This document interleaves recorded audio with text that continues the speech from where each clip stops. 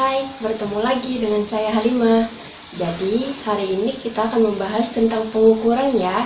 Sebelum memulai pelajaran, marilah kita berdoa terlebih dahulu. Berdoa dimulai. Berdoa selesai.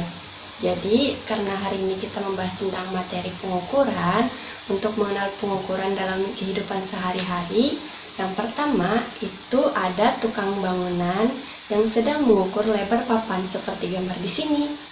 Dan yang kedua, itu ada tukang buah yang sedang menimbang buahnya seperti gambar di sini.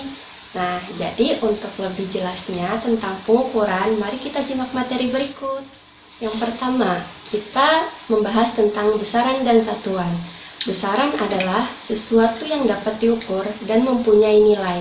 Sedangkan satuan dasar ialah suatu yang nilainya ditetapkan lebih dulu sebagai dasar untuk pengukuran. Contoh dari satuan dasar ialah berat bayi sebesar 3 kg. Jadi satuan dasarnya itu ialah kilogram. Besaran pokok dalam sistem satuan internasional. Besaran pokok itu terbagi menjadi beberapa macam. Ada panjang dengan satuan meter, simbolnya M. Massa, satuannya kilogram dengan simbol kg.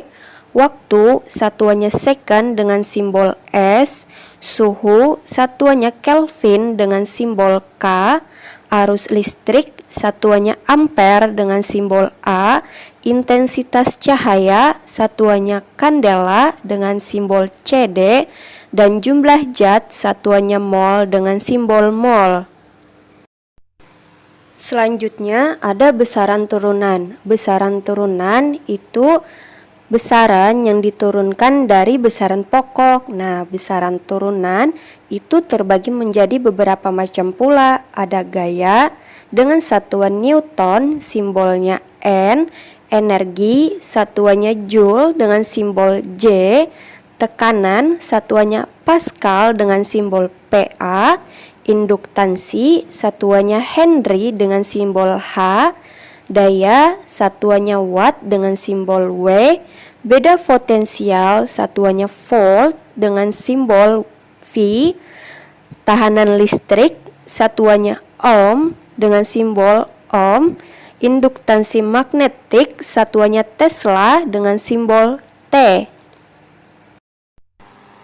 Dalam fisika, ada 7 besaran pokok yang berdimensi dan 2 besaran tambahan yang tidak berdimensi. Dimensi besaran pokok dinyatakan dengan huruf kapital atau huruf kapital yang diberi kurung persegi. Dimensi besaran pokok terbagi menjadi beberapa macam. Ada panjang dengan dimensinya L, massa dengan dimensinya M, waktu dengan dimensinya T, suhu dengan dimensinya theta, arus listrik dengan dimensinya I, intensitas cahaya dengan dimensinya J, dan jumlah zat dengan dimensinya N. Contoh dimensi. Yang pertama, ada dimensi kecepatan. Kecepatan itu turunan dari perpindahan dibagi dengan selang waktu. Kecepatan memiliki simbol V kecil. Perpindahan itu mempunyai simbol L, selang waktu mempunyai simbol T. Jadi kecepatan itu berdimensi L dikali T berpangkat -1. Contoh dimensi yang kedua itu ialah dimensi gaya, di mana gaya mempunyai rumus massa dikali percepatan. Dengan simbol gaya itu F besar, dan dimensi gaya M dikali L dikali T berpangkat -2. Kenapa? Dimensi gaya itu M dikali L dikali T berpangkat -2 karena rumus gaya kan massa dikali percepatan. Nah, percepatan ini memiliki turunan rumus jarak dibagi waktu berpangkat 2. Jadi, massa itu memiliki dimensi M Jarak itu memiliki dimensi L dan waktu berpangkat 2 itu memiliki dimensi T pangkat 2. Maka dimensi gaya itu ialah M dikali L dikali T berpangkat minus 2. Contoh dimensi yang ketiga itu membuktikan kesetaraan antara usaha dan energi kinetik. Usaha itu memiliki rumus gaya dikali jarak. Dimensi usaha itu ialah M dikali L pangkat 2 dikali T berpangkat minus 2. Untuk energi kinetik itu rumusnya ialah setengah MP pangkat 2 dan mempunyai dimensi yang sama, yaitu M dikali L pangkat 2 dikali T berpangkat minus 2. Sekarang kita jabarkan rumus usaha. Rumus usaha itu ialah gaya dikali jarak. Secara matematis kita tuliskan menjadi W dikali F dikali S. Dimensi gaya itu sudah kita jabarkan di awal, yaitu M dikali L dikali T berpangkat minus 2. Sedangkan dimensi jarak itu L. Maka dimensi usaha itu mempunyai M dikali L berpangkat 2 dikali T berpangkat minus 2. Sekarang untuk energi kinetik. Rumus energi kinetik ini ialah setengah MP pangkat 2 dan V pangkat 2 ini memiliki satuan M per S pangkat 2. Maka dari itu dimensi energi kinetik itu ialah M dikali L pangkat 2 dikali T berpangkat minus 2. Selanjutnya itu ialah prinsip pengukuran. Prinsip pengukuran itu ada kesalahan pengukuran. Nah, kesalahan pengukuran ini terbagi menjadi 5 bagian.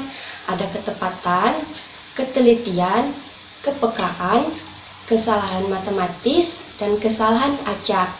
Terus ada angka penting. Nah, angka penting ini terbagi menjadi 4 bagian. Yang pertama, semua angka bukan 0 berarti termasuk angka penting. Contoh, 1, 2, 3, 4 ini mempunyai 4 angka penting. Yang kedua, itu angka 0 yang terletak di antara bukan angka 0. Contohnya, 1203. Nah, ini mempunyai 4 angka penting.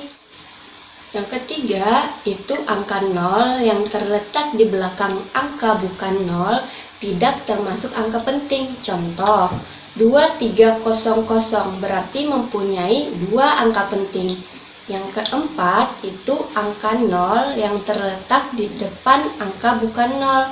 Contoh, 0,0123. Nah, itu berarti mempunyai 3 angka penting. Selanjutnya, bilangan pasti dan bilangan penting. Bilangan pasti itu ialah bilangan yang diperoleh dengan cara menghitung, sedangkan bilangan penting adalah bilangan dari hasil pengukuran. Selanjutnya itu ada pembulatan angka. Pembulatan angka ini terbagi menjadi 3 bagian. Yang pertama, itu angka yang lebih besar daripada angka 5, maka dibulatkan ke atas. Contoh, 52,527 menjadi 52,53. Yang kedua, angka yang di bawah angka 5 maka dibulatkan ke bawah. Contoh, 52,572 menjadi 52,57. Yang ketiga, angka yang tepat dengan angka 5 dibulatkan ke atas apabila angka sebelumnya merupakan angka ganjil. Contoh, 24,235 menjadi 24,24. Terus angka yang tepat dengan angka 5 dibulatkan ke bawah apabila angka sebelumnya merupakan angka genap.